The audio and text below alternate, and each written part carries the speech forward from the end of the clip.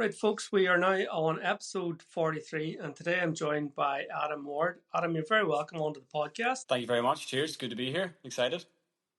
Good stuff, and thank you for agreeing to come on. Adam, you've kind of, it's fair to say, exploded onto the triathlon scene in the last 2 or 3 seasons. Your name is always thereabouts in any of the races that you've been entering. I know I've seen you locally here in Lochmacrory with Oma Triathlon Club event. Which I think you won actually last year. Also seen you seen you podium at Tri Limits 70.3. So buzzing to get a chat to a young up and coming, potentially future superstar of triathlon. How does that sound? Yeah, I do. Well, yeah, we'll see what we can do. Yeah, I absolutely know. It's glad to be here and get chatting with you and just let you know a little bit more about me and my story and sort of how I got here in the end. Brilliant stuff. Adam, you weren't always into triathlon, and you probably started off your sport would have initially been cycling. Where did it all start for you? So yeah, we're going back a few years now. It's sort of recently whenever I kind of whenever I've been reflecting on my journey and how I got to where I am now. I'm at the point now. I'm at the age now where I've kind of been in sport, competitive sport, cycling essentially for longer than I haven't been. I've kind of been cycling for more than half of my life now. And that kind of started when I was around 11 years old. So sort of, like most things, it kind of came from my dad. My dad was like a semi-professional football player. When he was younger, he used to play for Coleraine, and he was like, really into football. And I played some football, and also some Gaelic when I was younger. And I kind of found, even from like a very young age when I was in primary school, I was just very, very competitive. I was, very, took sport very seriously, took football very seriously, and always tried as hard as I could to win, essentially. And I think my mum and dad definitely seen from a young age that, team sports were just like very frustrating for me. Sometimes I think even like from that young age, I would get frustrated if we lost a game or if someone on the team wasn't taking it as seriously or wasn't trying as hard as me.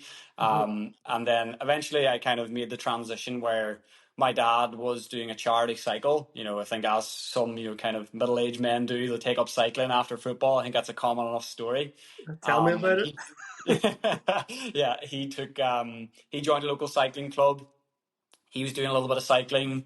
He actually initially he borrowed a bike from my mum to use for a local charity cycle that was going on. For one reason or the other, my mum didn't want to do it or didn't do it or couldn't do it. And then I joined him with him. So I took the bike that my mum was supposed to ride, and me and him did the charity cycle. And I just got more and more involved essentially from there. I was kind of the really thing that kickstarted it. And I found, I could try as hard, and I kind of, it's sort of a story where I wasn't good straight away. I didn't naturally come on a bike and have this, God-given talent. I wasn't, straight away really good, or I wasn't winning the first race I ever entered.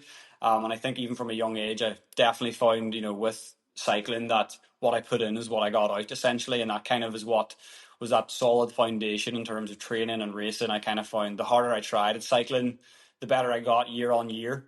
But that's sort of, that's kind of where it all started essentially. Yeah. Whenever you said that you sort of first threw your leg over a bike at 11, then had you been doing any cycling then up until that point? No, that was kind of the first time I'd ever really properly cycled. I think when I was 10, 11, I was like riding my bike to school, a little bit. I think I live about 10, 15 minutes away from school, from this primary school I went to, but I live in like the heart of the Sperrin, so there was a few, probably 15, maybe 20% climbs I had to get up over to get to school. So I always said that was kind of like a contributing factor to the kind of rider I am today. I would always be very good in those like kind of punchy 1 to 2, 3 minute climbs. And that's essentially because that's kind of what I had to do to ride to school when I was 10, 11 years old. So the legs are well used to that then, and it probably just developed throughout your development, your physical development into adulthood. Yeah, Um, absolutely. Yeah. hills, hills, hills, and a set of calves on you, maybe like friggin' Conan the Barbarian. Something like that, maybe. So that first cycle that you done, then you were only a lump of a cub. You were only about 11 years of age. What sort of a distance was that? Charity, was it 30 or 50 or 60 miler? Was it, or what was Oh, it? it's a very long time ago. I think it was probably around 20, 30 mile, I would say. Uh-huh. And yeah, I just I have memories of going out with my dad and just, yeah, just doing 20 or 30 mile at that age, and you're creeping back home after an hour and a half. And yeah, and I think it was probably a bit of a journey then, because it's always a big milestone in a young cyclist or even a young man's life where you're eventually able to you eventually get faster than your own father. That was sort of like a big kind of milestone, you know what I mean, that I hit. I kind of remember that too. But yeah, I think it was probably around 20, 30 mile, that kind of first sort of, taste of cycling, or that first charity event we did together. Yeah. No, that's pretty cool, and it's a fair old distance for a young lad to be at. Um, Mm. Presumably, then after that, you thought, I like this cycling.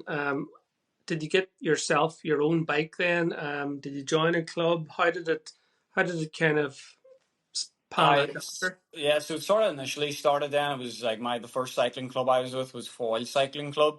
And I think I used to go on like a Sunday ride with my dad. I used to go on their like Sunday club run. And then eventually what was happening then, it was kind of like, it was sort of like a point in time where we were coming to the end of a Sunday run, and in that last 30 minutes, in the running back into Derry is where it was. In the run back in, everyone starts to race a little bit, and there's a bit of a race on, and everyone kind of, just sort of gets their effort out in that last, the half an hour, 20 minutes. And then my dad could sort of see that I was kind of competing with some of the, the adults, the older men, like on that club run. And then he sort of, he then was saying, okay, right, you're at the level now where you're sort of competitive and you're able to hold your own against these grown men. And then I think from that point, then my dad was kind of, sort of, helped guide me. Then he would enter me into some races and stuff, into some club races that the club would host. And then eventually into some open races. I started open racing from an under 14 level. I think I did one race as an under 12 maybe. But then I really did like a proper kind of full season as an under 14. Then was sort of my first kind of race season properly.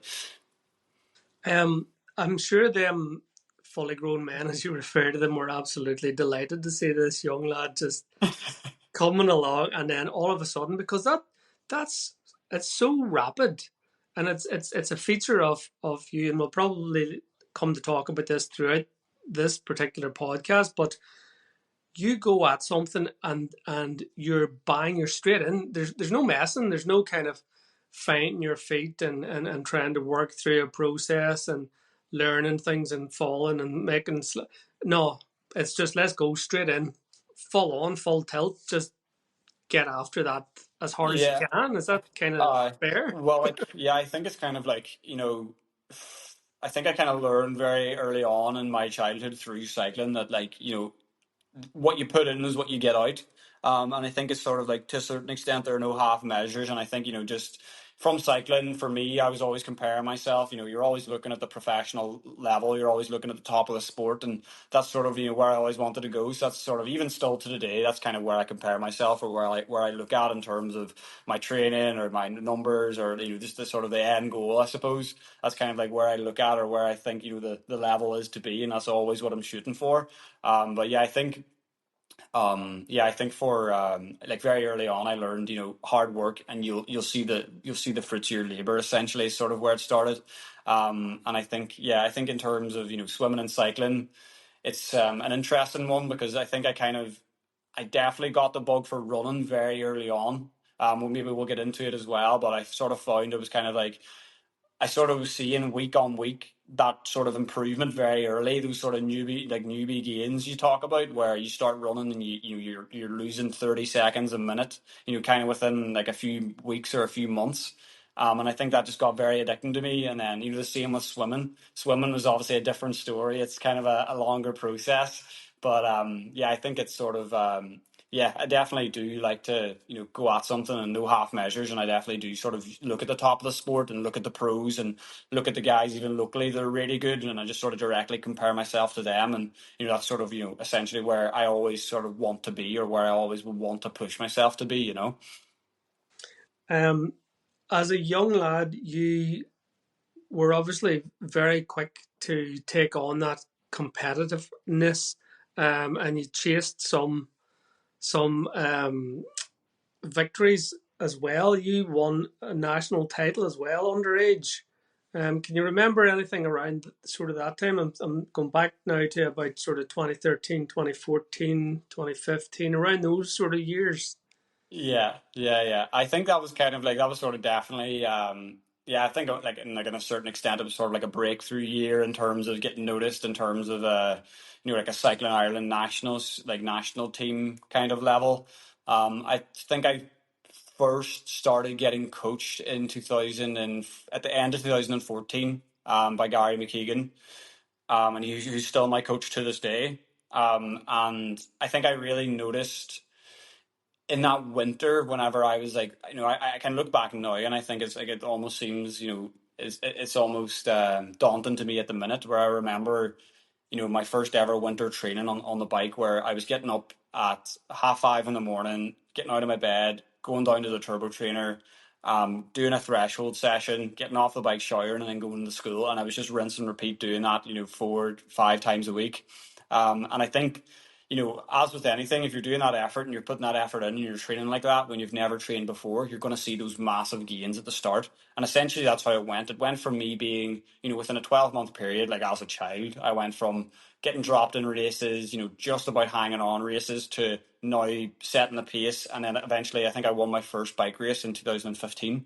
And I kind of remember that well. But, to me, that first victory came after a lot of very hard work. At the time, it didn't feel like hard work. At the time, I just wanted to ride my bike and wanted to try really hard and see what I could do. And I think I very directly, in my brain as a child, I kind of associated the two things with, if you put in the hard work and you work really hard, you're going to see the fruits of your labor, down the line. So that's, I kind of remember that. I remember I won my first bike race in 2015. And then I think I was on the radar of some national team coaches were, talking to me, or, talking about maybe doing some bigger races then later on in the year, for the national team. But it is a long time ago. It's back 10 years ago. It's sort of, I've been around a lot of corners since then. But yeah, I think it was definitely like very, very important for my kind of, it was definitely a big part of what got me to where I am today. Just that initial first taste of success, actually. There was a photo came up there of like the last open race that I won in 2022. And I just was it's the photo I seen was of me coming across the line with my hands in the air, and I kind of was brought me back to that moment. And still to this day, I have won a few triathlons, and I've been lucky enough to be on the top step of the podium. But for me, honestly, I don't think there's any better feeling than winning a bike race. Those early bike races weren't just in Ireland and on local turf. You went to Belgium, wasn't it, as a Yeah. 16-year-old? Yeah, yeah. So that was also, yeah, that was definitely a big part of my childhood as well. My mum and dad, they sent me away to Belgium in 2015 and 2016. I'm pretty sure, to two people that were a massive part, and I've nothing but good words to say about Rick and Sabine. They took me into their house, treated me like their own, drove me to bike races. Even yeah, drove me to bike races. And basically, were giving me bottles. They knew where to go. They were helping me with registration and stuff. And they basically gave me a taste of kind of that was my first taste of European racing in Belgium as a 15, 16-year-old, in that under 16 category. I think I didn't win a race the first year I went. I don't think I even really got any results. For me, my racing journey in Belgium it was definitely a journey where I did the first race I entered in Belgium. I got dropped. I didn't finish, and then I went then the following year and I won one race. And then the year after that, Same thing in the junior category where I didn't win any, and then in my final year as a junior as national champion, I think I won 4 or 5 Kermesse races in Belgium. Then, so I was sort of I kind of had the full experience there of going and getting dropped and being out the back to actually winning a few races and getting known a little bit by the locals. But yeah, no, I was very, very lucky that I got to experience some of that for a few months of the summer as a 15 and 16-year-old. Yeah. Whenever you initially go to Belgium, and I spoke to a previous guest who talked to me about a time whenever he was training and performing very very well in triathlon here on a local level, and he talked about a move to England where he had experienced a real hot pot of development and power and super training and serious training. And he felt that it was on a different level. Was that something that you maybe experienced with the Belgium experience? Because you're obviously doing very, very well here locally in Ireland, and then whenever you go to Belgium, then you're getting dropped. Mhm. What did that feel like for you? And then how did you sort of sort that out in your head to think, right, what am I going to do about this? Yeah, I think it was interesting because like even at that age as a 15-year-old, it was kind of like the races at home there wasn't that depth of field. You turn up to a race in Belgium and you have 60, 80 people there. Whilst at home you might be strong, but you've never had to learn how to ride in a peloton, how to read a race, even how to corner in a group of 60 or 70, people. So for me, I think I definitely didn't take it as a defeat. It was just sort of like, I just knew that it was a learning experience. And then I kind of found then in the next race, I'd learned some lessons about positioning, about cornering, about not going too hard in the beginning. And then I think I maybe finished or yeah, maybe got dropped a bit later in my next race. So I think I was just, taking it on the chin, not letting it disrupt me, not letting it affect my confidence, and just sort of, dust myself off and going again, essentially, you know what I mean? I think that was kind of how initially it looked like. I didn't let it kind of yeah, I didn't let it unmotivate me or, get down about it in a way. It's kind of a solid way. It's a solid piece of advice just for anybody doing any type of sport, just to understand that you are going to take these knocks. That there are going to be times when you're king of the hill, and there's other times you're going to be at the bottom of the pack, and it's about getting up, Yeah, dusting yourself down, and getting after it again. Really. yeah, absolutely. Yeah, absolutely. It's true. And I think it's kind of, yeah, it's a big part of it. There's always going to be a bigger fish to fry. And, even the guys that are the best in the world, sometimes they don't win everything. No one's ever had 100% win rate in a bike race or 100% win rate in a triathlon. You know what I mean? It's just unrealistic. And even the best have their days off. So it's just not about, you just you can't just take it as if it's the end of the world, because yeah, you're only really losing if you quit, I think. Your time in Belgium stood you in good stead anyway, Adam, and you it certainly brought on your cycling. Because in 2017, then you were picked for the Youth Commonwealth Games, isn't that right? Yes, that was, yeah. I think it was yeah, that was one of the best experience I ever had. Yeah, they were in the Bahamas, so I got to go to the Bahamas and experience that. And I think that kind of was a big thing for me. Then it was sort of, getting that taste of a multi-sport event. Then you're sort of wondering what the real Commonwealth Games are like, or what it'd be like to be in the Olympics. And it was just like a kind of small taste of that. And I think it was a really good experience. Meeting people that then went on to do the Olympics, and meeting, competing with people that are turned into professionals in their own sport as well. But it was a really, really good experience. Yeah, 2017 also seen you taking part in the Junior European Championships. hmm How did that yes, pan out? How did you fare out there? yeah. So the European Championships. Yeah, so. Yeah, I think, yeah, sorry. I think the European Championships I competed in was in 2018. And All I right, have, okay. yeah, I have a good story about that. So, for me, that race was a victory because I finished it. That race was won by a guy called Remco Evenepoel. I don't know if you've heard of him before.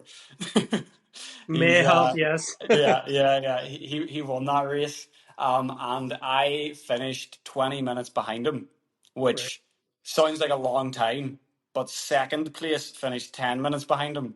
So So you could have looked at that, and that could have, like, that could have, I could have took that in the chin and went, what's the point in even trying anymore? But for me, I definitely remember looking at that race and taking it as a win, because I think I finished. I was bigger than a lot of the guys that were doing well. Not, it was a super super hilly course. It was like 10 laps up this massive climb, and I think I finished. I think I might have been 50 or 60th place, but there was 90 guys that didn't finish that day. And for me to get round and really chip away at that and finish that day, I really took as a victory. You know what I mean?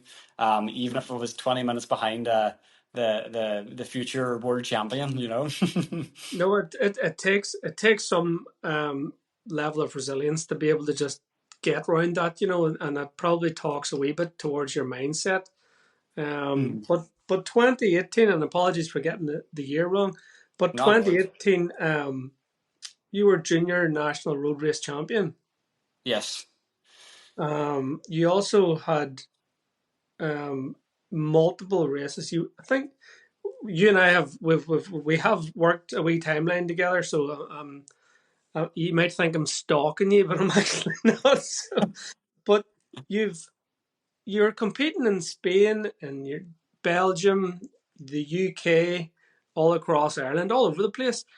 Mhm. 2018 must have seen you really, really taking things to the next level. Can you remember anything particularly special about what proceeded in 2018, or what happened? Did everything just come together in Yeah, 2018? I Was think. it a coming of age of sorts? Yeah, I think it was definitely like I just remember, for me, I kind of have nothing but good memories, and I think maybe that plays into part in the my athletic performance. I remember just being really happy that year, being super content, happy in my personal life, happy, training, happy in racing. I just remember it being a really, really good year. I turned 18 that year, so I think that's sort of a good year for most teenage boys, the year you turn 18. But yeah, I think it was just, yeah, it was really perfect. I think I won a lot of races that year, won them across a lot of different countries. Yeah, I remember I was in Mallorca on a track training camp, and there was a local road race that I went. There was elites in that, and I ended up winning that road race. In the middle of a training camp. I also won stage 3 of the Junior Tour of Wales, which is a really big race. There's some really big names have won that overall, and I've won stages there as well. And yeah, I think it was just yeah, and I also won a lot of races in Belgium that year too, which was really really satisfying. It was good just to turn up and the races suited me, and I was happy and having a really good time. And I just remember it being I just remember it being a really good year on and off the bike for me. I'm actually having a wee bit of a smile to myself because I'm thinking about some of my fellow clubmates and other people who'll be very keen to listen to this podcast when it goes out, and they'll be thinking, we'll have to find out what makes Adam Ward tick, and how can we catch this guy in the bike. And I suppose the answer is you're already too late, lads, because you've been smashing this and banging this out since you've been 11. Those early mornings, the 5 and 6 days a week training across Europe throughout your developmental years, where you're laying on muscle, you're developing into a man, and you're cycling the whole way through that you are just built to be a cyclist. At 18, there's no stopping you. It's in your DNA at this point, really.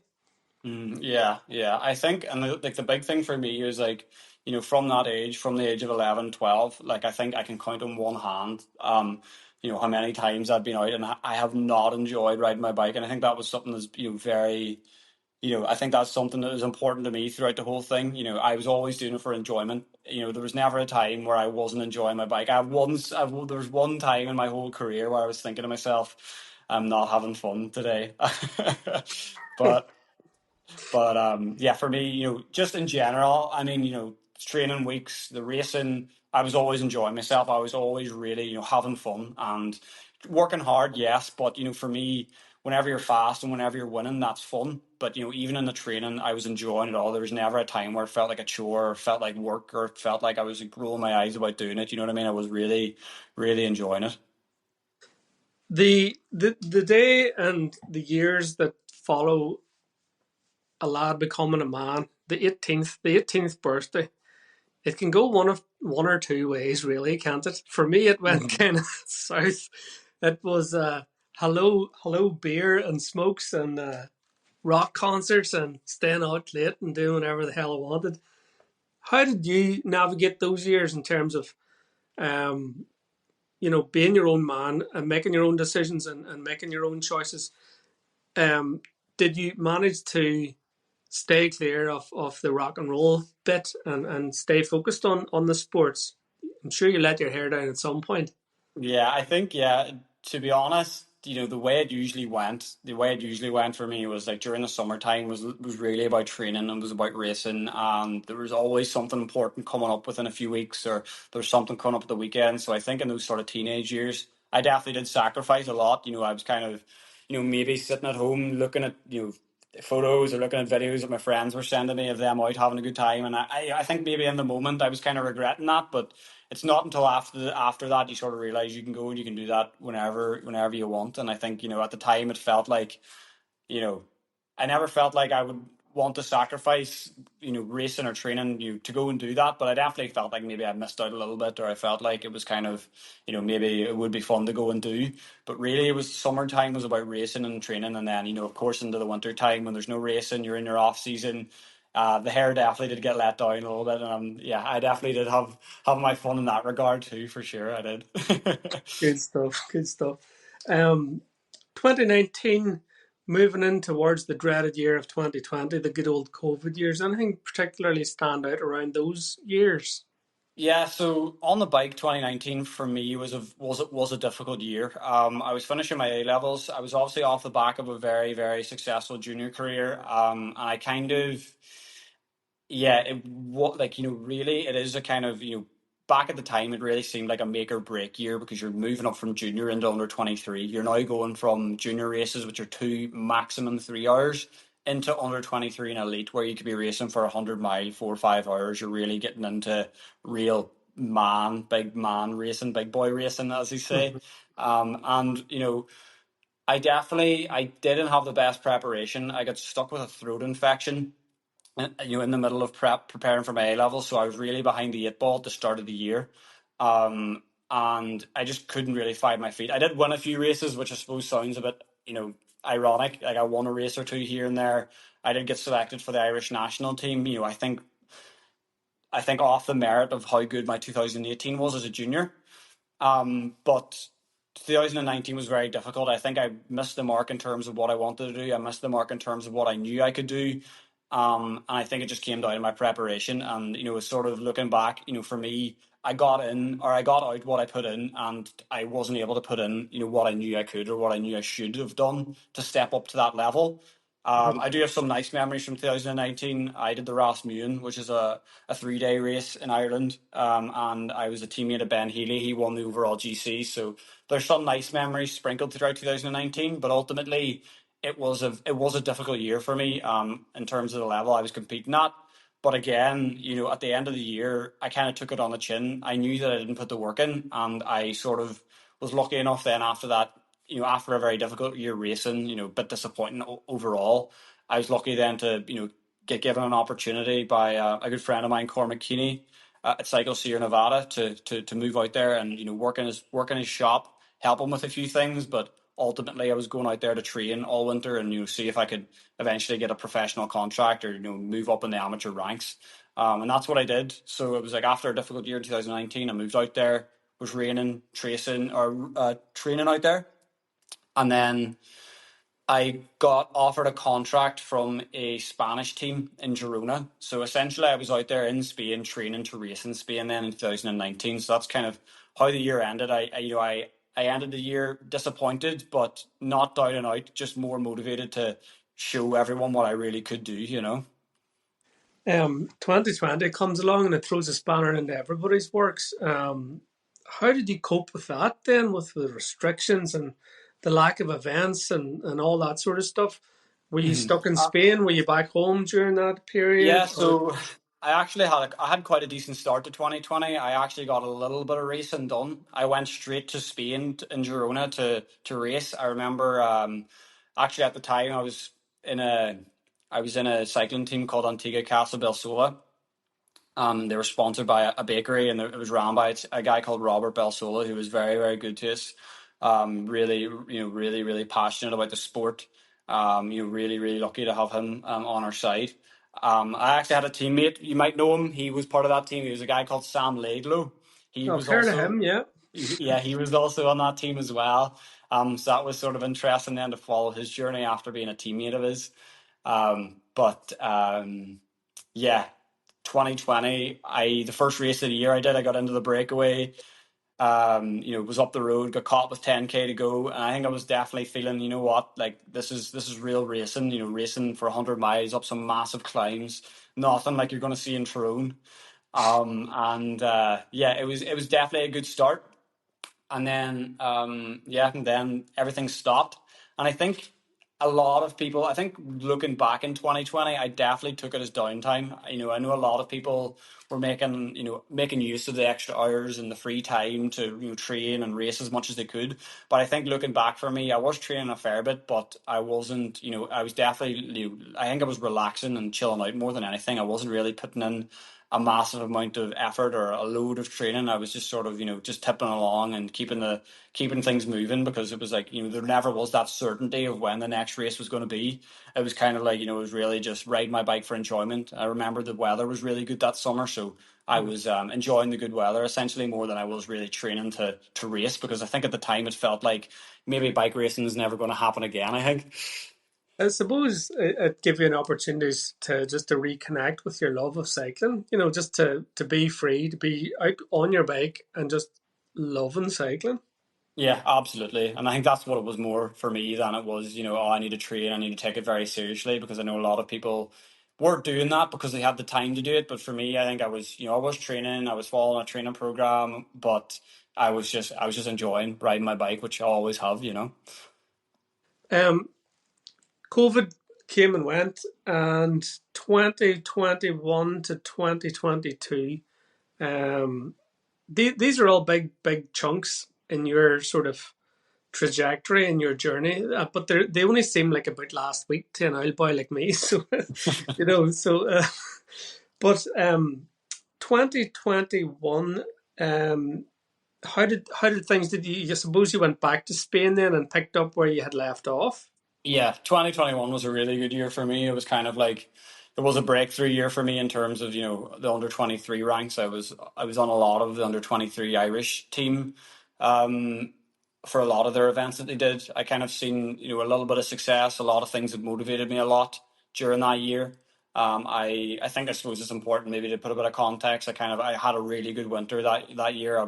The weather was bad, but I had a really good training partner. He was a guy called Zeno Young at the time. He was a professional bike rider, and me and him did a lot of training. I was in my second year of university at the time, so like I had kind of had a lot of free time during the day to go out and ride my bike, and I was just super super consistent. And the one thing that kind of sticks out to me that winter is that I didn't touch the turbo trainer once.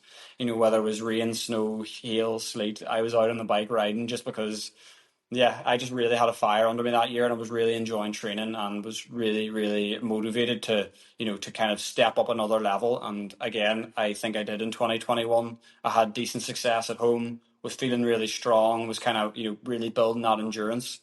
And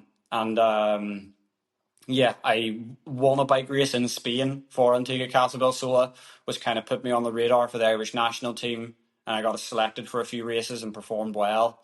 And then I also was at the Turtle Avenue as well with the Irish national team. I went to the World Championships as well, which was my first kind of taste of the World Championships. There's a few guys obviously in that race that turned pro. I think the standout memory was me. I got in the early breakaway that day, so I got a lot of airtime on Eurosport, and it was just yeah, it was really really some really nice memories of 2021 for me. Yeah, Absolutely amazing. And to get to the World Championships and as you say, like featuring on the TV, you really are yeah. mixing it with the elite.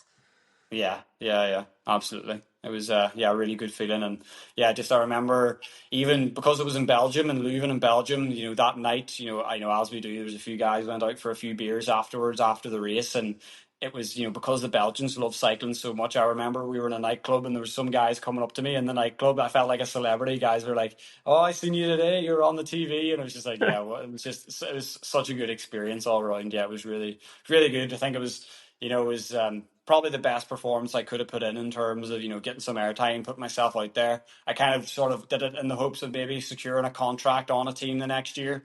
Fortunately, it never came, but looking back, it was still such a great memory. Fantastic stuff. How did 2022 pan out then off the back of that? Yeah, so yeah, for me, 2022 was kind of like my last year in the under 23 level. I kind of had internationally probably not as successful year as I had in 2021. The team that I was with, Antigua Casabel Sola, they were having some issues, and the team kind of joined up with another Dutch team. So there's a little bit of confusion about a race calendar.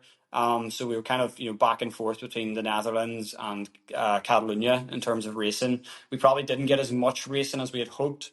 So in terms of like an international results, I didn't do as much, or I didn't do as well, or I wasn't featuring as much in sort of those international races as I was the year before.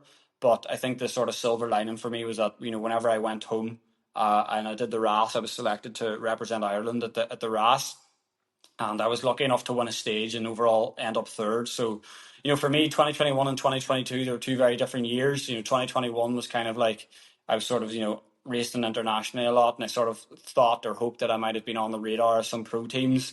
For 2022, it was kind of like, I think it was maybe disappointing in terms of, my overall goals of becoming a professional cyclist, but I have a lot to be proud of, and a lot I am very proud of, winning a stage of the RAS, which is sort of like something that I'd always wanted to do. As a young cyclist, as a child, it was sort of one of those things that I really wanted to do, was win a bike race wearing the Irish national jersey. And thankfully for me, that came in the RAS in stage 3 in the Liston Varna. And thankfully at the end of the whole thing, I managed to hold on to third overall, which was just the icing on the cake of a really good week with some guys on that team. And Martin Irvine, who's a track world championship, or he was a track world champion, he took the team as well. He was the DS, so it was a super good week, both results wise and just with guys that I'm still friends with today.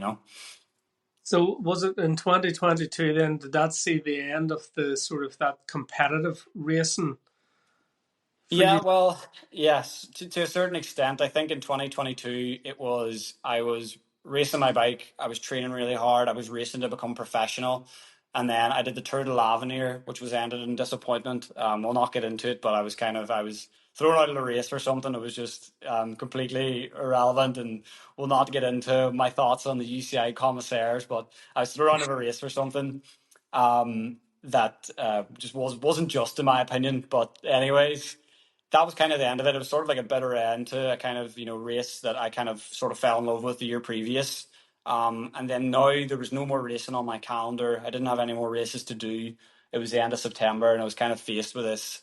Didn't have a contract for the following year, and I was kind of faced with the racing at home again, doing races that I've been doing since I have been 15, 16 years old, doing the same amount of hours, and like not racing abroad and not having that kind of, end goal of becoming a professional. It just seemed like it was kind of a step back in terms of, coming back home, not racing internationally, not having, potentially being in the eyes of pro teams. So for me, I kind of, didn't stop cycling, but I kind of stopped training for anything. I didn't really have the intention of racing the following year, and I was doing a little bit of running. And then I think what happened was I was kind of had the fitness obviously from that summer of racing, and I brought it into running. And then I kind of carried it through then the winter. I was doing a little bit of running, a little bit of cycling. And then I kind of started doing some park runs at the weekend. And then eventually I was doing a park run, and then I think I ran an 18-minute 5K, which then turned into a 17-minute 5K. And then I eventually sort of PB'd then, where I was dipping below the 17-minute mark in the 5K, and I was doing it like the best. I was around 16:38. So that kind of like sparked my sparked my sort of the fire in me for running. And here And you are then again, just going into running and just starts banging out sub 20, sub 18, sub 17s. You know, there's no, yeah, there, there's no journey with you. It's like just straight in, straight for the jugular. Like, go yeah, ahead. I Sorry think to interrupt you, but it's just It's Yeah, yeah. And then I it's a think, yeah, well, pleasure. It's a pleasure to speak to someone like you that's just naturally gifted at doing it.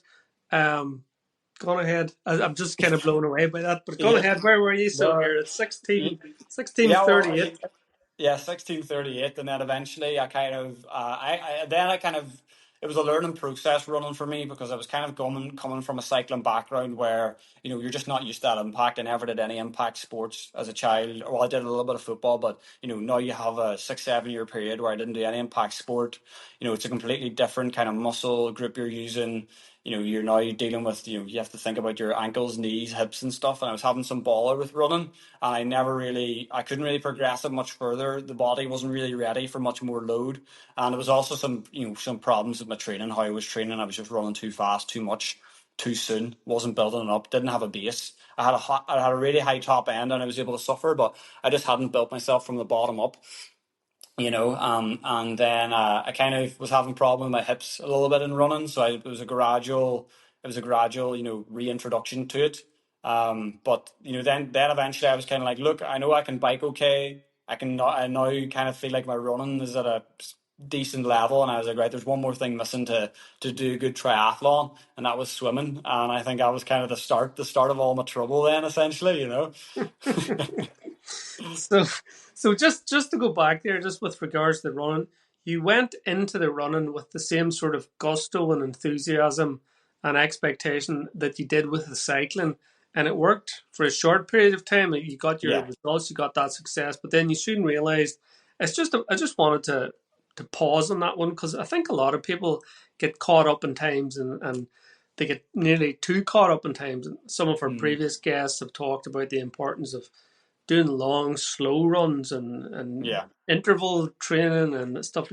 Did you have to kind of, how did you find having to hold things back from being on the edge of yeah, professional cycling and being at that cutting edge in the pain cave, and then yeah. having to think, right, okay, I have to actually rewind here. I have to, Yeah, yeah, there's yeah. And I processes think, that we yeah, need to go through.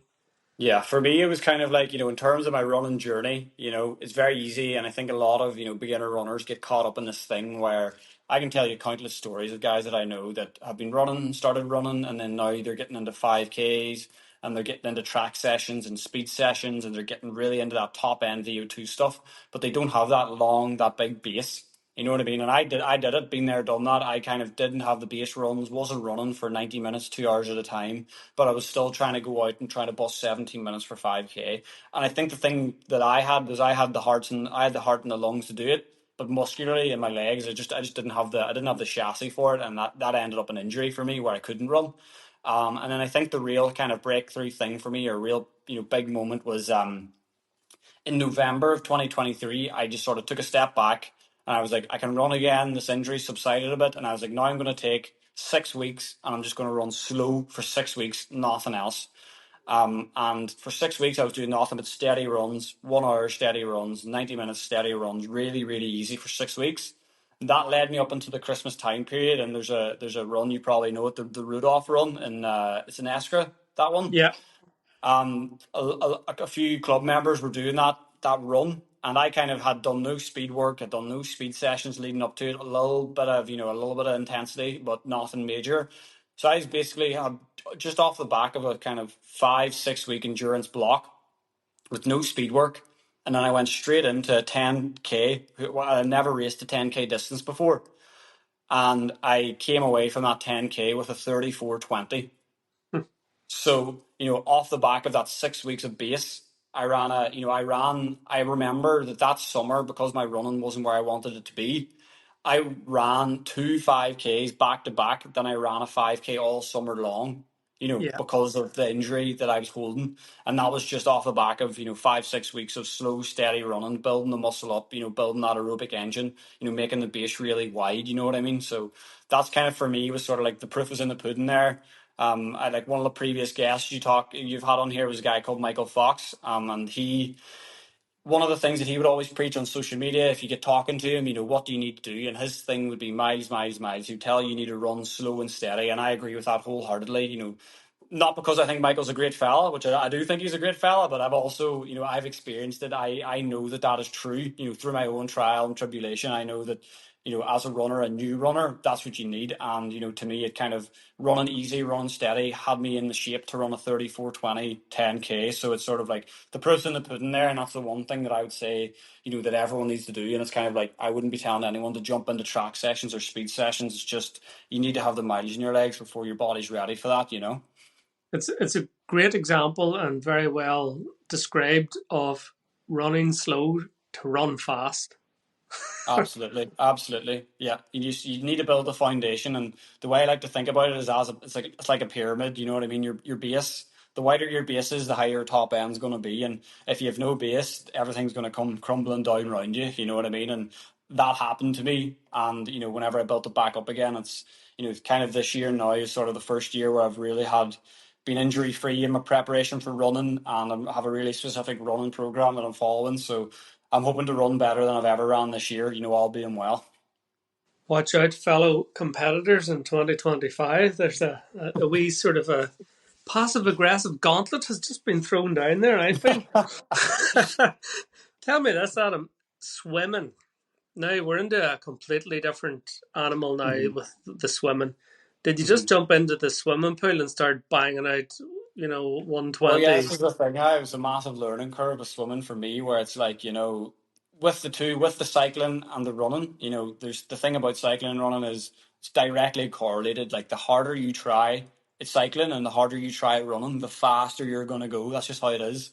And with swimming, it's nearly the opposite. I think the first time I went in, I couldn't swim 200 meters continuously. I was just in the swimming pool and I was just gassed, had no technique, couldn't breathe, had nothing at all. And it was just one of those things where I just worked away at it, chipped away at it, was watching videos, was on Instagram looking at swimmers, was, watching YouTube videos, watching how good swimmers swim. And, my swimming's not top level. I can swim to a decent amount. I, um, I can swim all right now, I like to think. Yeah, I think there's definitely room for improvement there, but I think I definitely can swim now, which is, for me, it's kind of that came through loving swimming. I do love swimming. I love the sport of swimming. It's a great sport. I'd recommend anyone, any age, to pick it up because there's so many great things about it. And I do love swimming. And I think it just probably, it's just difficult, I suppose, with where I live and just getting the opportunity to swim probably as much as I should or I would like to. But I think it's a great sport, and I think that definitely helped. I definitely fell in love with swimming, and I do think it's a great sport, and I think that kind of is a contributing factor. I think if you learn to love it, that's definitely a fast track way to get better at it. Did you go and get some coaching for the swimming, or was it all self taught, or did you jump in with the tri club sessions, the Yeah. drills? So yeah, I kind of, it was sort of a mix of the both. I have a few friends. I have a good friend, who's a good swimmer who I was swimming a lot with. We were swimming together and stuff, and I had a couple of lessons in the beginning. And yeah, the Strabane Triathlon Club, I jumped into a few of their swim sessions. Had some feedback on my stroke and stuff, and I just was getting feedback from that many different angles. It was hard for me to go wrong. You know what I mean? It was kind of like there was a lot of different things built up. And I think just with the way my life is and sort of how things have been structured, I do a lot of my training on my own now. Probably I'm due another swimming lesson soon, but it was kind of like I was getting a lot of feedback in the beginning. And I think I was probably exhausting all options in the very beginning of my swimming journey to really see what I could do to get it down. And I think I'm kind of in a place now where I just need to swim more and get fitter in the water. At the very top of the podcast, I had introduced you, Adam, as a guy who has exploded onto the triathlon scene. And we have spent the guts of 45 minutes there, sort of talking from 2012 up to 23. 2023 is like two 2 years ago. And you've only been doing triathlon for 2 years. But what a 2 years it has been. Tell me about your first triathlon and how that worked out for you. Yeah, so my first triathlon was in Carrick. Yeah, it was the Carrick Fergus triathlon. I was in Belfast at the time, and yeah, I think it was my first event, first open sea swim, first triathlon, and yeah, it was kind of like it was sort of like a typical story of kind of how it goes for me at the minute in triathlon. I was sort of out of the water, 2-3 minutes behind the fastest swimmers, and then got on the bike and had a really really good bike. Over the years, the roads at that Carrick Fergus triathlon goes on. It goes out the shore road out of Carrickfergus, obviously. And those roads were kind of like I have a track award in those roads from whenever I was in university in Belfast, riding my bike out there to train for bike racing. So it was kind of an interesting route that I'd been on before, rode that road 1,000 times before, and yeah, I had a really good bike. Was off the bike first. It was kind of like that's sort of like how it's went in a few triathlons I've done where I'm out of the water on the back foot and managed to pull my way through a full field and get off the bike first, and basically was managed to hold on then for dear life in the run. So yeah, it was a good feeling. It sort of brought me back, and it was just that competitive thing that kind of sparked me on, and it was just.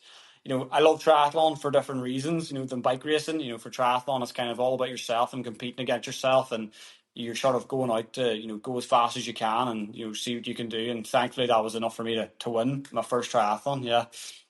So your first triathlon finishes in a podium, first place. Um, that must have reignited something, a dormant, a dormant competitive edge that maybe did it bring you back? Did it give you that same buzz as the cycling, or was it? It was probably a different type of sensation, but equally, I'm sure you mentioned about being like addictive. You got the Yeah. bug.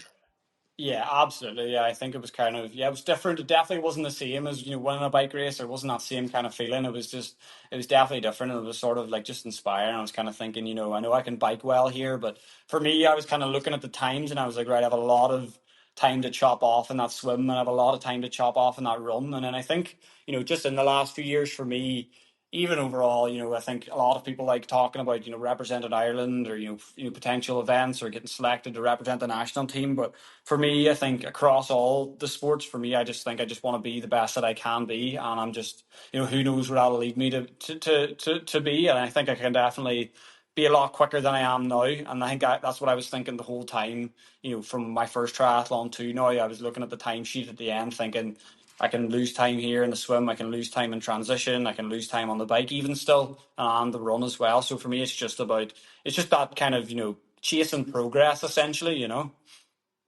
Um, After you did the one in Carrickfergus, you entered the national series sprint triathlon as well. Can you hmm remember which one that was? That was the Mourne Sprint Triathlon. Yeah, it's just it was just outside of Belfast. That one. Yeah, it's a very yeah, again, it was a similar story. I think I had quite a good swim that day, but I was like out of the water behind the front of the field, and then had spent the whole bike sort of clawing my way back into kind of the podium position, and came off the bike with the leader, and then thankfully was able to distance him a bit in the run. But yeah, that was a good feeling, and that Mourne Sprint Triathlon that I won that year was on the same day as my birthday, so it was a nice kind of birthday present to give myself that year. Deadly, brilliant stuff. Um, Yeah. Last year, then 2024, um, another very successful year in triathlon. So you really are starting to pick up on you're did you spend just 23 sort of trying sprint triathlons, and then did you start you up moved up then to the Olympic into the 70.3 then in 24? Was Yeah. that how it worked? Yeah, it was well, like as I was saying, it was sort of 2023. I was kind of plagued with like a lot of bother running. I wasn't able to run as much as I would like, and it was like I was having some issues with my hips, sort of specifically, where it was even I was having a little bit of bother walking a lot of the time, and for me it was kind of just couldn't really find my feet in terms of running. I was doing a bit more cycling and obviously focusing on swimming as well, but I just couldn't really. It was kind of that 10K distance was sort of I was able to do one Olympic distance triathlon in 23, and I just couldn't really get running until the latter end of the season, and then thankfully in 24 I was able to get a little bit more consistency and made that step up to do my first ever 70.3 or middle distance triathlon.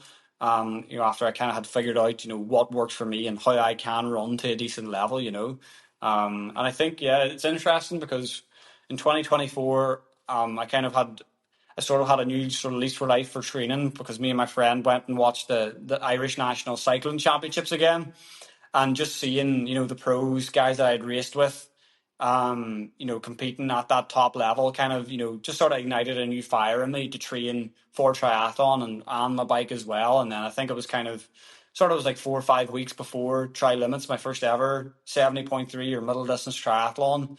That's when that was. So I kind of went to Limerick and watched the national championships, and then I had it just really motivated me to train hard across all three disciplines before that race. And yeah, I felt good on the day, and was like, yeah, I was pretty happy with my first ever, half Ironman distance.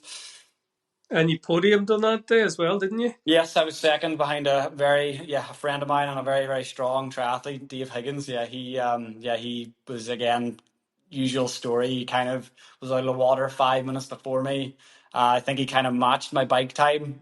He had a storming bike that day, and just couldn't match it on the day. And then I put a little bit of time into him on the run, but just not enough. And yeah, landed me second on the day. Yeah. And presumably that particular course, the Tri Limits course, in terms of the bike, is just perfect for a guy like you who's built for speed and endurance and just pedal, pedal, pedal, pedal. That's right up your Yeah, well, street. yeah, it's sort of interesting because I think it's kind of for me, obviously I'm strong in the bike, and it's kind of one of like it's obviously like my strongest discipline across the three. But in terms of the kind of bike racer I was never a good time trialist. I was never, my thing on the bike was like I never considered myself a good time trialist. I would have never considered myself the kind of guy that like, yeah, my 2 hour power is what my best thing is. And I think that's kind of why I found good, like decent success on like a shorter, punchier course in a triathlon, like a sprint and Olympic distance, because kind of a lot of sprinting over hills, punching over hills, out of corners and things. Hmm. For me, that middle distance, while I might be, better than some on the bike, that kind of 2 hour in the TT position, riding a threshold was never really my strong suit on the bike. I was kind of always the guy that was in the breakaway. I, had a decent sprint. I could, get into a breakaway or get over, a difficult hill or a steep hill. I was kind of more of a puncher kind of rider. I was never really a big time trialist or, really, strong, powerful kind of guy on the bike. So I think, yeah, maybe it would suit, but, in my head, I'm kind of like, not really. It's not really what my kind of speciality was on the bike. It's very interesting, and it's fascinating for someone like me who's not particularly strong in any of the disciplines, to be perfectly honest, to be able to have these conversations with guys like yourself, and pick up all these wee nuggets of information. The one nugget I'm gonna have to honestly own is I'm not doing enough bloody biking, and I'm not getting up early in the morning. I'm not sitting on a turbo, and those are the things that I and people like me need to be doing if we're not Yeah, getting any yeah. improvements week Yeah, in that's and the week thing. out. Yeah. Like I know I absolutely know it's difficult, and I definitely like it's you're preaching to the choir here. I know it is very difficult in terms Mm. of like the weather at home and what we're facing, and to go out on a bike when it's raining and it's 3 degrees to go out and ride for 3 or 4 hours. It's just you need a different kind of motivation, and it's like if you've got work and a family and children and stuff, you can definitely see why triathletes like to swim and run, because those are things that are like an hour run is an hour run. It's and an hour swim is good value for money in terms of bang for buck and training, and you're going to see an improvement. But really on the bike, it's if you want to see that top end improvement, you kind of do need to sink a lot more hours into it, maybe than the other ones, especially for that kind of half Ironman distance. It's for me the kind of bread and butter for the bike. Over the last few years has been those 2, 3, 4 hour long bike rides. You know what I mean? And I think I'm maybe just lucky to have those in the tank now, and I'm bringing that into triathlon that some people maybe haven't had or don't have. The other thing that's very exciting, Adam, is that you have obviously a wealth of experience across cycling, and you're making great inroads into triathlon, and certainly people are now very, very tuned into your name and look forward to seeing you racing, and people will be hoping and wanting you to come to their events. You're also now doing coaching, and if I'm thinking about what you bring to the coaching, and how you can translate, or how can you sort of transfer your experiences to someone like me, someone who is maybe hit a wee plateau or something. What sort of thing would you be telling an old codger like me? If I want to bring my bike up to the next level, what sort of things can I learn from a guy like you? Yeah, I think a lot of the time it's kind of like, there's no magic, there's no magic session that I'm going to give you that's going to turn you into an animal on the bike. You know what I mean? It's like everything. It's just slowly chipping away at it, falling in love with riding your bike. There are a few things that could be changed, maybe with how you're training, what you're training. I think something that across all three sports, what people get caught up in is going too hard, sitting in that kind of zone three, zone 2.5. And I think as well, sometimes it might be the culture with cycling, it might be the culture with training in a group. You'll find, and I kind of do see it, where you'll have guys going on a group ride and you're coming back with a 19, 20 mile an hour average in the middle of December. And I'm looking at that and I'm going, I've been cycling for a long time. I think I'm a strong cyclist, but I'm never getting off my bike in December and I'm having a 20 mile an hour average on a ride. I'm just not riding that hard. And I think, for the level of cyclist and for the in back at home, a lot of people would benefit a lot more from just really easing off, really riding in zone two, really slow and steady in those winter months to build that base. And it's like, the problem is if you're in that zone three, like that zone three, upper zone two, you're kind of it's what we call, or what some people kind of like, it's kind of like a buzzword, is junk miles. But essentially, what you're doing is you're not building your aerobic base, and you're not really building your anaerobic systems either. You're kind of just riding hard for the sake of riding hard, and you're not really getting either benefit out of the session. So it's kind of it's sort of what you learn over the years. It's like simple stuff, showing up every day, being consistent, taking your easy days easy and your hard days hard, are all rules that are going to make you faster. And sometimes it just takes a little bit of specific look into your life, how your week looks, what you do for work, the time you have available to you, a custom training plan that fits around your life is always going to be better than a training plan that you need to fit your life around. And if you have like a training plan that you have custom fitted to how your day looks, how your week looks, how your weekend looks, you're going to go a lot further than if I'm telling you, you need to do this, you need to do that, you need to cancel this, like that's never going to be sustainable. And for me, my whole cycling career, my whole athletic career has been sustainable.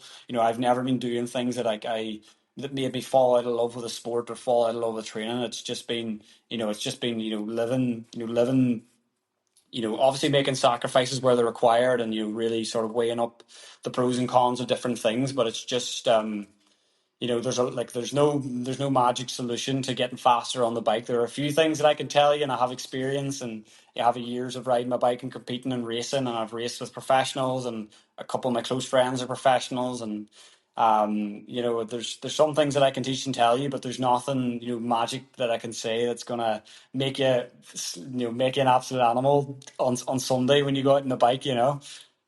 It's interesting. It's interesting what you've just said there, because it's kind of resonates a wee bit with me. And would it be fair to say that there is a similarity then in the gains that we can make cycling similar to those types of training that we're now becoming a wee bit more clued into with regards to running? So increasing that zone two base over long periods of time, and then doing that quicker, faster, punchier stuff. So you want to be kind of laying that foundation, zone two, then pumping and banging out into maybe intervals, into threshold, and to trying to stay away from the no man's land of zone three. Is that a fair sort of summary?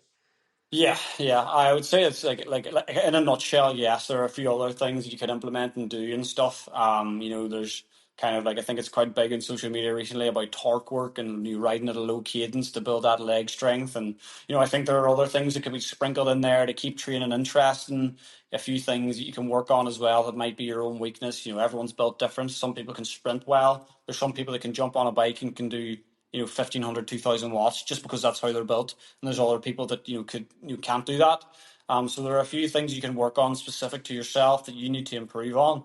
But in the grand scheme of things, yeah, I think it's essentially, you talk about that 80-20 rule. And I think that's true from amateur level right up to professional level. Is the difference between the pros and the amateurs is that the pros have more time to ride their bike in zone two, and I think that is definitely a big contributing factor. Which it's difficult, it's difficult to fit it all in, especially if you're working, if you have a job, you have a family to contend with. It's difficult to say, yeah, go out and ride your bike for 5 hours at 150 watts, and that's going to make you quicker. but it's just about, doing what you can, with the time you have available, really. Sound advice, Adam. Tell me this: how do people get in touch with you if they want to link in with you and avail of your coaching services? Yeah, so you can drop me a follow on Instagram. I also have a completely free course, which is essentially just a little like, it's a bit of information on how you can get faster completely for free. It's essentially, if you go and you watch that course, you'll have an idea of my coaching methodologies, my approach to coaching, and you'll maybe get a little bit of more idea of, maybe a bit of my personality. I try to be funny in it, so you can tell me or you can send me a message and say that that I'm not funny, or you don't, yeah, you think I'm an idiot. You can get the free speed course in my bio. It's freespeedcourse.com. You can go there, you can check it out. And then if you're interested in some coaching, just drop me a message on Instagram. My Instagram's at Adam Ward. And you can get me there. It's ADXM Ward. You can drop me a follow, and if you're interested in some coaching, drop me a message, and I'd love to just have a chat. I love to just jump on and have a chat with people and hear what they're doing, and just sort of just give them a consultation on what I think they can do, and how I would basically structure a training program to around their life, around their situation, to get them faster. I've worked with over 50 people so far in the last kind of year and a half, from everything from people training for 5Ks, 10Ks, half marathons, first triathlon, 70.3 distance. And then I'm also working with some people that are working, that are want to, race bikes as well, which is obviously my background, so, but yeah, drop me a message on Instagram and I'd love to help you out. Absolutely. Brilliant. I'll pop your links in the description of the podcast. Just before we wrap up, 2025, we're a couple of months into 2025 now. What has the year got in store for you? Any big plans, big dreams, aspirations? What are we looking at? You don't have to give Um, away your game plan here now, because some of your competitors will be tuning in, turning up the radio, and telling the Waynes in the back of the car to shut up a wee minute. yeah, I think 2025 for me looks like how most years look for me. It's, to be honest, I don't have a massive goal where I'm like, that's where I want to be. This is the A race of the year. I want to go and I want to get faster than I was the year before. I want to be the best athlete that I can. I'd love to have a good performance at the national championships. I'd love to qualify for the 70.3 world championships. But ultimately, for me, it's kind of like it's just about getting faster, racing more, and hopefully hit a few more podiums, and hopefully help a few more people get faster along the way. So it's very generic and nothing super exciting, but yeah, hopefully you'll see me on a few more start lines this year. Brilliant stuff. Are we still focusing then, as 70.3 being your top end long race, or are you contemplating or thinking? Have you ever toyed with the idea of the full distance? Like it gets brought up a lot, and like I haven't really given an awful lot of thought. To me, I would sort of love to do a 70.3 fast first. I don't really feel like I've done that. I feel like I definitely have a lot of time to lose in my middle distance. You know what I mean? And I think just at the age I am, I would kind of really like to do a fast 70.3 before I start thinking about a full distance Ironman. I think it's definitely on the cards down the line. And I kind of, I think maybe I could go and do one, but for me, like most things, I would like to go and do it as well as I could. And I think if I was doing it at the minute, it's just not a focus. But I think I'll definitely will do one. I definitely will do a full distance Ironman at some stage. But in the near future, it's not really in the forefront of my mind. So just keep pushing the envelope as far as you can then for the 70.3s, and bring yourself to the satisfaction of knowing that that was the one there. You'll know, I suppose, won't you, at the end of whatever that race is, that was the one. Yeah, now hopefully, yeah, hopefully. Or I suppose it's like most athletes, you finish and you always think, oh, I can take a few more minutes off that or take a few more seconds here or there. But it's a sort of never ending journey in that way. But yeah, that's the plan for the meantime. Yeah. Great stuff, Adam. Listen, it's been an absolute pleasure chatting to you. Fantastic and fascinating insight into the world of cycling and your journey into triathlon. And there's a lot more that we can expect to see from you over the next year and coming years. So all the very best for this year. No injuries and plenty of podiums. That sounds like a plan. Yeah, as you said it. Yeah, you said it the best, better than I could put it. Yeah, sounds good to me. Let's do it. Take care. Thank you. All right, perfect. Thank you very much. Cheers.